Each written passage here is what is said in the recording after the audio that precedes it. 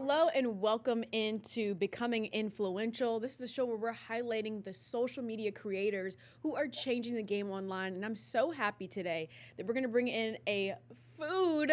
We did another food one last week, but it's the holiday season, so we're doing food again this week. I'm excited to bring in Matt March. He has such a unique page. It's called The Southern Snack. I put his handle there below. If you don't already follow him, you definitely should follow him. But Matt, for those who don't know who you are you, and what is The Southern Snack? Good morning. Thank you for having me. So the Southern Snack is my account. I do a lot of food reviews. I go snack hunting, just kind of give all the news and information on current trends. And so I've been doing it about 5 years, maybe 6 years now. Started in college, really just kind of stemmed from my interest in the latest snack and food releases. And a couple of my friends at college were like, you should really, start posting online. You should start doing videos. And so it's kind of built on from that. And, it's something I love to do every day. It's a hobby and just keep growing from there. How did you land on the specific Southern niche, though, with The Southern Snack? So it's just basically kind of like where I've lived, being in Virginia.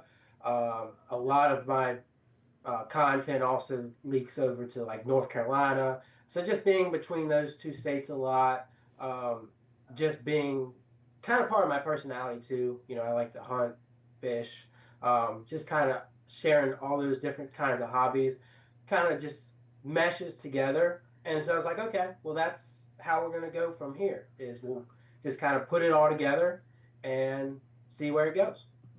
How do you identify, I'm curious, like just what items you're reviewing on your page, like what types of food that you pick? Like, how do I choose what I'm Yeah. reviewing? Uh-huh. So how I choose is usually I keep up with the trends. I see what's coming out. A lot of these things are leaked months ahead of time. A lot of them are given dates, whether they're like more loose or set dates. And I just keep it on my calendar, kind of keep notes. I'm like, okay, got to do this on this day. And then I go either, buy the snack or go to the restaurant, make a mobile order, and then I'll get it all together, take some pictures, roll up some content and upload it. And I mean, it's a lot of work, but it's also fun, just putting everything together, making sure everyone kind of sees what's out there, and you know, always good time. For someone who isn't already following you, what makes your food reviews different than the average food review content creator? Well, I think there's a couple things. One is kind of my persona that I put on. I don't hold back. I'm very brash, and it's a lot of fun. When you pull up my videos, sometimes a lot of people are laughing at it just because of how kind of loud it is. But I think personality goes into it a lot.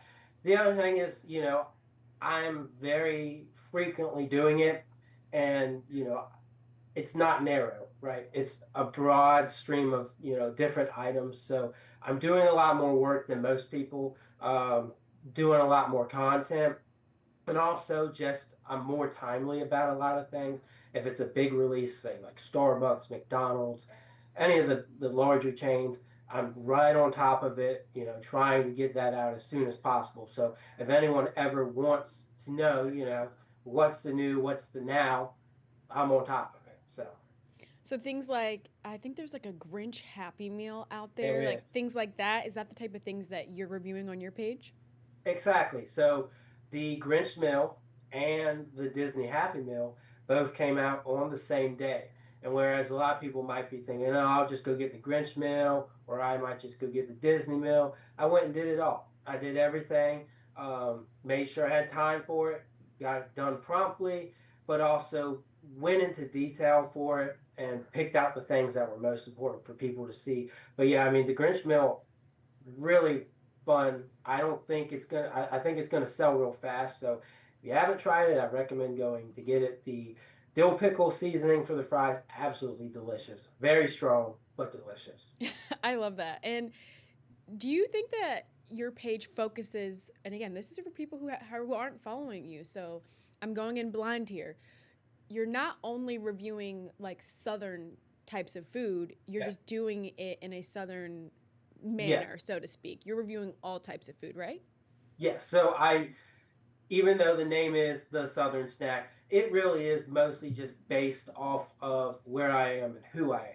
In terms of what I go review, where I go review, it's pretty broad. You know, I can, if I'm going on a trip, I will always keep my eye out on things I haven't tried, haven't seen, try and localize it and really share that with everyone. So it's just a focus on snacks and food that are new, rather they're new to me, new to the broad audience, and putting it out there. We always like to have fun and kind of work with where we're at, not stay just in one spot. So it's a lot of fun and always on the go, always doing something, always doing research, and it's takes up a lot of time, but it's a lot of fun. And I can only imagine when you're reviewing food, not everything is going to be really good, like the Grinch Mm. Happy Meal. So, what do you do in a situation where you're doing a food review and it's not the best and you still have to do a video on it? Yeah, so again, I don't hold back. I'm very upfront, very honest, and I will put it in the lightest terms that I can. If it's not good, I will tell people it's not good. Oftentimes, trying to find something that's well known and negatively seen, like say there's a drink that tastes like cough syrup, I will just keep it real, keep it simple, and I usually don't have like a challenge where it's like I can't be negative, I can't be honest, because I know there are brands that do support me, and they'll either fund or send the product, but a lot of times it's just like I have to be honest with people. I'm not gonna gaslight. I'm not gonna manipulate. I know there's a lot of content creators like they're all uppity. They're like, go get this, go get that. I'm like, no. I'm going to keep it simple. If it's something I highly believe you should try, I'm going to tell you that. I'm also going to tell you if it's a waste of your time, waste of my time. It's always going to be straightforward. So I think that's just the best part is not holding back and never knowing like what to expect, but always being excited to see what the result is. So. I love that. We love a good, honest, transparent influencers. Those are like the best ones to follow, in my opinion. They're not just trying to get you to go out and spend your money, but they're actually saving you some time and telling you what's worth your time and worth your money. So I appreciate that. After honesty, I think the next important thing that I want to know about is consistency. How do you remain consistent in terms of feeding your audience, your Southern Snack audience, different videos? Is it every day? Is it once a week? Like, what's your content planning schedule like?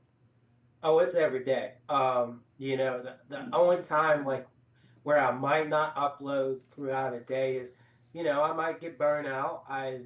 The day before I may have had like a super hard, busy day. So I might take a day off, but it's like as long as I've got the energy to do what I've got to do, I'm pumping it out because there's things coming out every day. So I've got to keep up with, okay, what just came out? What am I adding to my list? Where do I have to go? But also, okay, what can I upload? What do I have time for? So it's a lot, and a lot of times I do fall behind on a lot of things, more especially like with snacks. I don't get the reviews out as much as I want to, just because I think when it comes to priority, the fast food and the chain releases are just a little bit more important to me. But every day, every single day, if I can get my hands on something, we're going. I love that. And so we've heard the origin story of the Southern Snack. We've gotten to know Matt a little bit. We're going to take a quick break, and when we come back, it's time to have some fun. Welcome back to Becoming Influential, a show where we're talking to the best and the brightest content creators and influencers. And today we've got Matt March with us. He's the Southern Snack. I put his handle there below so you can follow him on Instagram. He is incredible. He gives great food reviews in a really unique way. And Matt, now that we've heard your backstory, we've laid the foundation. We're going to get right into some fun here. You're a snack food reviewer. So I figured let's have a segment called The Snackologist. And so I'm going to give you a scenario. Okay. And you're going to have to follow the rules of this scenario. My first one is We all love a good snack when we're on a road trip. So, say we're pulling up right now to Wawa or, your favorite gas station. You can pick 3 items to take with you on the road trip. What are those 3 items? Well, easiest one for me is I love Mountain Dew. I'm a big Mountain Dew guy, so I'm probably going straight for Mountain Dew in terms of like when I walk in there. Then I guess I'll get some candy. I Probably some peanut M&Ms. Peanut M&Ms are really good.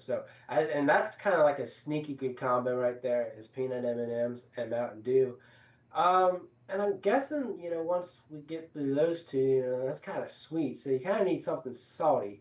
Um, I think some Doritos, maybe the sweet chili. I know a lot of people like the nacho cheese. That's easy, but the sweet chili is definitely or spicy chili is definitely the best flavor. So throw those in, and I think that's a really good trio. That sounds like the perfect road trip trio. Now let's go to the next scenario. We're going to say the flavor fixer. You've tried lots of food, and I asked you in the first segment, like, what do you do if you don't like something? So now let's pretend your favorite fast food restaurant is hiring you because they trust you, you're honest, you're open, you're transparent in your food reviews. They're hiring you to fix their least favorite food item. So something that's like not really sold a lot, it's kind of boring, it might be bland. What would you do if they said, "Hey, let's fix our quarter pounder," for example? Mhm. What would you tell them to change to make the flavor better, to make the sales go up on that product? Well, if we're thinking about maybe the quarter pounder specifically, I mean, it's a good item, but I know they wouldn't change the way that their beef tastes, but I think you could add a little bit of seasoning, some spices to that to really make the flavor kind of pop a little bit more. Um, I don't know. I mean, I think that's the biggest part of it. Maybe some fresher veggies because I'm sure you could always improve that. Um, and maybe a little bit better of a bun, maybe like a brioche bun, maybe buttery. I think those would all be nice touch ups. I mean, of course, it's McDonald's. You're probably not going to see anything like that, but I think that's a way to improve a quarter pounder without a doubt. I love it. I feel like that's why we've seen different things come out. Like you'll see these like, southern like cheeseburgers come out where it's like barbecue sauce and bacon added to the sandwich, just trying different ways to make their sandwiches more flavorful. I think I've seen recently that Chick-fil-A is actually testing out in a few stores. I don't know if we're one of those stores here in Virginia, but they're testing out chicken and waffles. It kind of looks like a Baltimore, sandwich. Um, Baltimore. it's Baltimore only. That's Mhm. crazy. So hopefully it makes its way down. We're not that far from Baltimore, but that's like a different way to like give a different spice or a different flavor to your sandwich. We'll see if it makes it here. I'm sure we'll see it on the Southern Snack. I would guess if it does. Yeah, I would think probably either next year or the year after we'll see it nationwide because once it hits the testing phase, typically that means they are trying to see how well the product is going to do or how fast it'll sell in terms of inventory. So it's just their practice run in a certain market, and then the next year or the year after you're going to see it nationwide. I love So it. And we're going to stay tuned to your page so that we can see your review of it. Because I feel like that's actually a good Southern meal. Like chicken and waffles, savory and sweet. That's a good one. yeah, I'm gonna try and get to Baltimore if I can. They say it's gonna be available till mid-January, so we'll see. We'll see. All right, we'll stay tuned. Last scenario for this segment. You're hosting a tailgate. You're hosting a tailgate at your house. We'll say at your house because I don't want to say you're at a game. We'll make it easier. At your house, what's the spread gonna look like if you need like 5 good items at this tailgate? 5 good snacks because you can't have football without food. They go hand in hand. What 5 things are you picking? I think when it comes to football, you definitely have to have some chicken wings. Um, Chicken wings and football just they're great. Uh, I'll probably say some buffalo chicken dip. I think that would be practical. Um, Now I'm kind of blanking out on this. So you got chicken wings, buffalo chicken dip. Um, And what That's type of kind of all. wings? Like, are we talking like barbecue, buffalo? I was thinking the whole like maybe like 5 different flavors like buffalo, barbecue, maybe even some sweet chili if we get really Okay. on Parmesan it. garlic, lemon Yeah, pepper. There's options. yeah. So. So that, and then I feel buffalo chicken dip. that's a good one. I'm I trying guess to chips. Pizza's practical too. Everybody absolutely. loves pizza, Hmm. and I guess you got to have some desserts and maybe some cookies. Throw some dessert in. So Absolutely.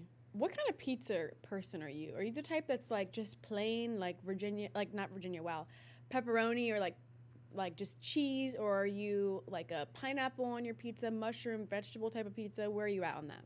I'm very dynamic. Give me as many toppings as you can. Yep, I believe that pineapple does belong on pizza. I think mushroom belongs on it. I think maybe anchovies is a little too far, but I think it can work. I mean, all it is just like salty fish. But yeah, I mean, I like everything on pizza. I used to be picky. Used to just like the simple cheese and pepperoni and sausage, but I mean now it's like I get bored with it. I'm like, let's be interesting. I honestly expected this answer from you just because like you're the Southern snack. You've tried so many different foods, like foods that like you probably wouldn't have otherwise if you didn't have this page. And so I can imagine that like you may have started out as a picky eater, but after creating all this content, trying all this food, it's probably opened you up to a lot more like varieties and taste buds. It really has, yes. So I'm Yeah. not surprised at all. I'm not surprised at all. We've got one more segment coming up with Matt. This one is also fun, so you don't want to miss out on it. It's not as hard as this one. It's more easy in my opinion, but you have to stay tuned and come back after the break.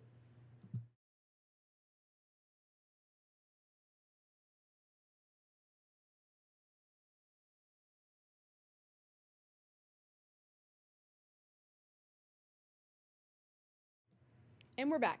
On Becoming Influential, we've got Matt March, the Southern Snack, with us. This is our last segment, which kind of makes me sad because I've learned a lot today, and you have such a unique platform that if people aren't following you right now after watching this episode, like they're really missing out. Especially, we're trying to see that chicken and waffles review, so make sure you tap in.